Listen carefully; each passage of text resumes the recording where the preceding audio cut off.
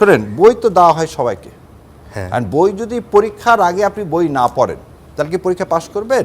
ইসলামী দল দাবি করলেও মাজার জিয়ারতের রীতি অনুসরণ তিনি করলেন না, এবং মাজার জিয়ারত নিয়ে জামায়াতের কি কোনো ভিন্ন মত আছে কিনা? শাহেদ ভাই যত সুন্দর করে বললেন এবং যেভাবে বিএনপিকে ধারণ করছেন, বিএনপি যদি শাহেদ ভাইকে ধারণ করতে না পারেন এটা বিএনপির ব্যর্থতা। পাকিস্তান যখন ভাগ হয় মানুষের মুখে মুখে একটা কথা ছিল, হাত মে বিড়ি মুখ মে পান লড়কে লেঙ্গে পাকিস্তান। টিভিতে একসময় একটা অ্যাডভার্টাইজ দেখাতো ভোটের সময়, ভোটে যাওয়ার আগে 7 আপ খাওয়াচ্ছে, সে 7 আপ খেয়ে ভোট দিয়ে আসলো, এসে আবার বলতেছে আমাকে ওই পানিটা দাও। জামায়াত আমির যখন প্রচারণা আজকে শুরু করলেন, সমাবেশের মাধ্যমে তিনি শুরু করলেন, এবং ইসলামী দল দাবি করলেও মাজার জিয়ারতের রীতি অনুসরণ তিনি করলেন না, এবং মাজার জিয়ারত নিয়ে জামায়াতের কি কোনো ভিন্ন মত আছে কিনা? তার নিজের বাড়ি জামায়াত আমির সাহেবের বাড়ি সিলেটে, এবং আমাদের বড় বড় রাজনৈতিক দল বাংলাদেশে যারা ছিল, আওয়ামী লীগ, বিএনপি, তারা সবাই সিলেটের ওই হযরত শাহজালালের মাজার থেকে শুরু করেন, সেই জিনিসটাও তিনি অনুসরণ করলেন না। মানে এইটা কি এই যে জামায়াতের এই মাজার জিয়ারত নিয়ে তাদের কি কোনো ভিন্ন মত আছে কিনা, কি মনে হয়? ধন্যবাদ আপনাকে, আপনার মাধ্যমে আপনার টিভির সমস্ত দর্শকদেরকে সালাম এবং শুভেচ্ছা, এবং আপনাদেরকে আসসালামু আলাইকুম রহমতুল্লাহ বরকাত। শাহেদ ভাই যত সুন্দর করে বললেন এবং যেভাবে বিএনপিকে ধারণ করছেন, বিএনপি যদি শাহেদ ভাইকে ধারণ করতে না পারেন এটা বিএনপির ব্যর্থতা। এবং শাহেদ ভাইয়ের মতো লোকদেরকে আসলে পার্লামেন্টে নিয়ে যাওয়া উচিত ছিল নমিনেশন দিয়ে, তাহলে দেশ উপকৃত হতো। এটা আমার অন্তঃস্থল থেকে বললাম। এবার দ্বিতীয় কথা বলি, একটা কথা বললেন উপমহাদেশে ধর্মকে রাজনীতিতে ব্যবহার, এটা নিয়ে আমার চরম অবজেকশন। ধর্ম কোনো ব্যবহারের জিনিস না, এটা প্রসাধন সামগ্রী না। এবং এটা যারা করবে, ওই আমরা অনেক সময় বলি না, এটা যারা করবে তারা ঠিক যে ফলটা সেটা পাবে, সেটা 1996-এ দেখছেন কীভাবে তসবি এবং কিভাবে বোরকা নিয়ে আসছে। এবারে আপনার এখানে বলি যে আর একটা জিনিস বললো রেওয়াজ। শোনেন, পাকিস্তান যখন ভাগ হয় তখন 1947 সালে মানুষের মুখে মুখে একটা কথা ছিল, হাত মে বিড়ি মুখ মে পান লড়কে লেঙ্গে পাকিস্তান। সেখানে কিন্তু এই কথা দেখেন, আবার বোঝেন, হাত মে বিড়ি মুখ মে পান লড়কে লেঙ্গে পাকিস্তান। এই পাকিস্তানে যারা বাংলাদেশের মানুষ তারা কি বিড়ি এবং পান খেতে অভ্যস্ত ছিল, এবং সেই জন্য কিন্তু এখানে ধর্ম নিয়ে দ্বিজাতি তত্ত্বের উপরে যখন একটা দেশ ভাগ হয়ে যাচ্ছে তখন কিন্তু ধর্মীয় স্লোগান ছিল না। আপনি জিনিসটা খেয়াল করে দেখেন।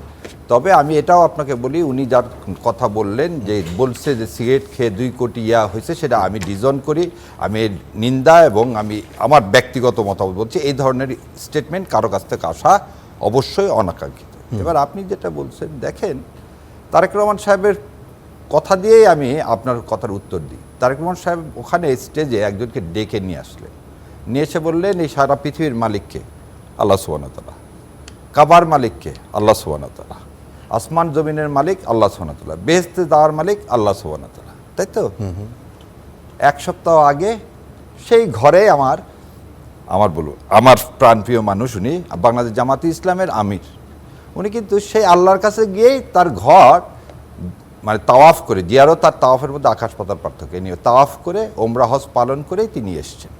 এবং আল্লাহর কাছে আমরা সাহায্য চাই, আল্লাহর কাছে আমরা বলি যে সর্বসময় আপনি আমাদেরকে কি দেখান, সাহায্য করেন, এবং সেই বার্ডেন দিন না যে বার্ডেন আমি বহন করতে পারবো না।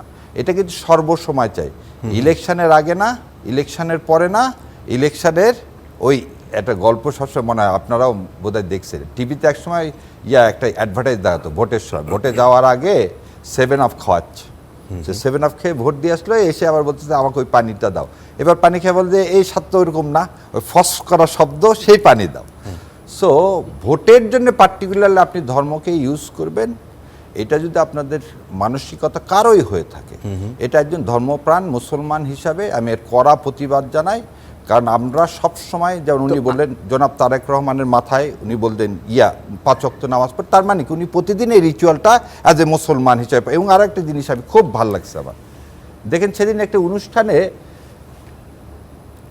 ডক্টর জোবেদা তারেক রহমানকে ডেকে কানে কানে কি যেন বললেন, তারেক রহমান সাহেব আবার কি করলেন, তার মেয়েকে কানে কানে বললেন, কি বললেন, এবং তারপরে আমরা দেখতে পেলাম যে আমাদের মেয়ে মাথায় কাপড় তুলে দিলেন। তার মানে কি, বাবা মা তো এইটাই বাবা মা, আপনি এই বাবা মার কাছেই তো দেশ কি চাবেন, দেশ নিরাপত্তা চাবেন না, যে খালি ইসলাম মুখে বলবে না, যে পালন করবে। যেমন জামাতে ইসলাম সম্পর্কে যে অনেকেই বলে বাংলাদেশ জামাতে ইসলামী খালি এই জিনিসটা ওই প্রথম দিন না, জীবনের প্রথম থেকে শেষ পর্যন্ত এর সাথে নির্বাচনের কোনো সম্পর্ক নাই। যেমন আজকে উনি আর একটা উত্তর দিয়ে দিই, যে ভাই যেটা বললেন এই বেহেশতের কথা, ওটাকে আমি বলে দিই। শোনেন, বই তো দেওয়া হয় সবাইকে, আর বই যদি পরীক্ষার আগে আপনি বই না পড়েন তাহলে কি পরীক্ষা পাস করবেন? করবেন না। ঠিক আল্লাহ সুবহানাহু ওয়া তাআলা আপনাকে কোরআন এবং সুন্নাহ দিলেন, কোরআন আর সুন্নাহ যদি পালন না করেন আপনি কি বেহেশতে যাবেন? তো এই যে যাওয়ার কথাটা, উনি তো ওনার কথাটাকে কন্ট্রাডিক্ট করতেছেন। উনি কি জন্য সিলেটে গেলেন? পবিত্র ভূমি, আল্লাহর ব্লেসিংয়ের জন্য। আর সেই আল্লাহর ব্লেসিংয়ের জন্য আল্লাহ তো আপনাকে দুইটা জিনিস দিল, কোরআন এবং সুন্নাহ। সেই অনুযায়ী চলবে। এবং ওনার ভাষণের মধ্যে উনি বললেন যে আমরা মদিনার মতো করে দেশে ইসলাম কায়েমের মতো করে ইসলাম কায়েম করব। মহাসচিব কিছুদিন আগে বলছিলেন শরিয়া কায়েমের কোনো জিনিস বিএনপিতে নাই, পরে আবার তিনি আবার চেঞ্জ করে বলছেন না, আমরা ক্ষমতায় গেলে শরিয়ার বিপক্ষের কোনো কিছু করব না। তার মানে কি? একটা মধ্যমপন্থা দল হিসাবে জামাত ইসলাম এবং বিএনপিকে পার্থক্য করার কিছু নাই, কিন্তু নিজেদের মধ্যে এইভাবে না করে সামনে কিভাবে মুখ ফরওয়ার্ড করব সেটা। জামায়াত ইসলামী মধ্যপন্থা, জামায়াত ইসলামীও কি মধ্যপন্থার দল? অবশ্যই, কারণ কোরআন নিজে বলতেছে যে তোমরা ইসলাম হচ্ছে মধ্যমপন্থার দল। তো জামাত ইসলাম যেহেতু বলতেছে কোরআন এবং সুন্নাহ, এই দেখেন আপনাকে একটা জিনিস, সাউথ ব্লক আপনাকে রাইটিস বানাতে চায়। এই বয়ানটা কারটা আপনি ধারণ করতেছেন? আপনাকে রাইটিস সারা পৃথিবীতে কাকে বানানো হচ্ছে? আপনি একটা জিনিস চিন্তা করেন তো, ডোনাল্ড ট্রাম্প ঘোষণা দিলেন তিনি হচ্ছে ভেনেজুয়েলার রাষ্ট্রপতি হয়ে গেলেন নিজে নিজে ঘোষণা দিয়ে। তাহলে ইজ হি রাইটিস্ট? আর যারা ইসলামের কথা বলবে তারা রাইটিস্ট? যেখানে আল্লাহ বলতেছেন মধ্যম পন্থা, সেখানে কি আমি আপনি রাইট বা লেফট করার কোনো সুযোগ আছে? নাই।